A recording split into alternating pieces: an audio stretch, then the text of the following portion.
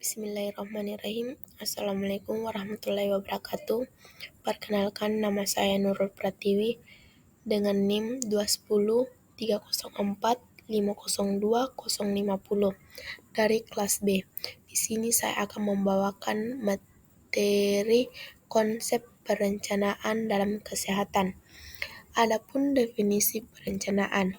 Perencanaan adalah suatu proses menentukan apa yang ingin dicapai pada masa yang akan datang serta menetapkan tahapan-tahapan yang dibutuhkan untuk mencapainya. Menurut Billy and Good dan Asrul Aswar, perencanaan adalah kemampuan untuk memilih satu kemungkinan yang tersedia dan dipandang paling tepat untuk mencapai tujuan. Adapun urgensi perencanaan. Yang pertama, tanpa rencana tidak ada tujuan yang bisa dicapai. Tanpa rencana tidak ada pedoman atau pemborosan. Rencana adalah dasar pengendalian. Tanpa perencanaan tidak ada keputusan dan proses manajemen. Unsur-unsur perencanaan. Yang pertama, what apa, why mengapa, where di mana, how bagaimana, who siapa, when kapan. Adapun prinsip perencanaan yang pertama, menggunakan pertimbangan sistematis dan objektif.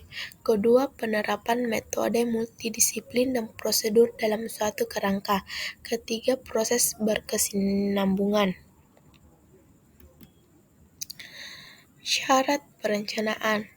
Yang pertama, tujuan harus jelas, uraian aktivitas yang lengkap, jangka waktu pelaksanaan jelas, job deskripsi harus jelas, faktor pendukung dan penghambat, mencantumkan standar untuk mengukur keberhasilan, berpedoman kepada sistem yang berlaku, simple dan fleksibel. Adapun ciri-ciri perencanaan. Yang pertama, bagian dari sistem administrasi dilaksanakan secara terus-menerus dan berkesinambungan, berorientasi pada masa depan, mampu menyelesaikan masalah, mempunyai tujuan, bersifat mampu kelola. Keuntungan perencanaan. Perencanaan akan menyebabkan terciptanya aktivitas organisasi untuk mencapai tujuan tertentu yang dilakukan secara teratur. Akan menghilangkan pekerjaan yang tidak terlalu produktif. Dapat mengukur hasil kegiatan yang telah dicapai karena perencanaan ditetapkan berbagai standar. Memberikan landasan pokok fungsi manajemen, terutama fungsi pengawasan. Adapun kelemahan perencanaan, yaitu memiliki keterbatasan mengukur informasi dengan fakta di masa yang akan datang dengan tepat. Perencanaan yang baik memerlukan sejumlah dana. Memiliki hambatan psikologis bagi pimpinan dan staf karena harus menunggu hasil yang akan dicapai. Perencanaan menghambat timbulnya inisiatif. Perencanaan menghambat tindakan baru yang harus diambil oleh staf. Adapun proses perencanaan itu dimulai ketika kepala organisasi membuat rencana organisasi keseluruhan dengan menentukan misi dan tujuan strategis, menerjemahkan rencana dan sasaran strategi. Kepala organisasi menjabarkan faktor operasional yang dibutuhkan untuk mencapai tujuan, menetapkan tujuan abadi dan perencanaan krisis yang diperlukan. Kepala organisasi secara rutin mengevaluasi rencana untuk belajar dari hasil yang telah dicapai serta mengubahnya jika diperlukan. Tujuan perencanaan. Yang pertama yaitu spesifik adalah secara jelas.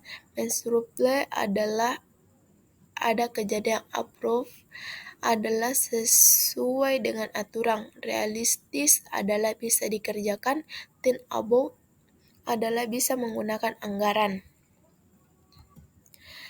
Adapun manfaat perencanaan yaitu membuat garis-garis tujuan, petunjuk bagi anggota, proses terus-menerus, alat pengendalian,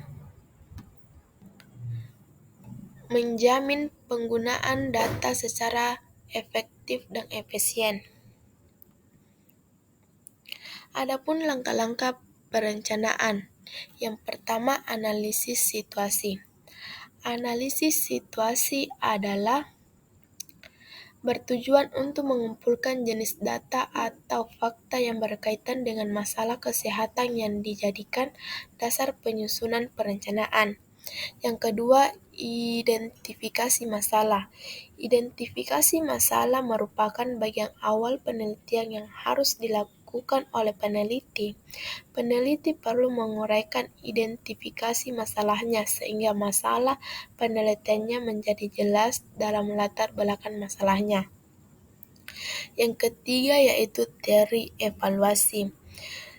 Teori evaluasi ini adalah seperti yang dikatakan evaluasi. Evaluasi adalah suatu proses untuk menyediakan informasi tentang sejauh mana suatu kegiatan tertentu telah dicapai, bagaimana perbedaan pencapaian itu dengan suatu standar tertentu untuk mengetahui apakah selisih antara keduanya.